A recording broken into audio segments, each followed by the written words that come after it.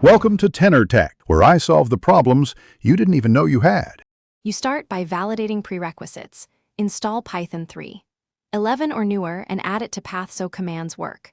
Once done, open your chosen editor, VS Code or PyCharm Speed's workflow. Create a project folder and run Python mvenv to isolate dependencies, activate the venv next, and make sure to pip install pip tools or setup tools if needed. This sets a reproducible environment, so your packages and versions don't conflict across projects. You now build the core, activate the virtual environment, and create a readable requirements. txt, then pip install r requirements. txt to get dependencies. Next, scaffold main. Py with clear functions, simple classes, and an ifname == main guard so your module is reusable.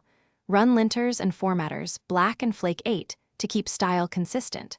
Finally, add unit tests and run PyTest. This verifies behavior early, prevents regressions, and speeds refactoring when you finish by packaging and deploying. Define metadata in piproject, toml, or setup.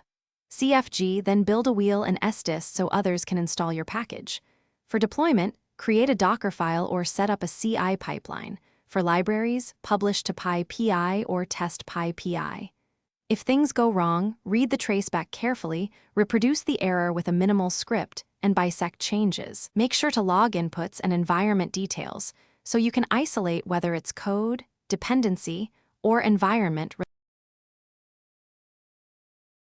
Thanks for watching. Subscribe to keep your life in tune.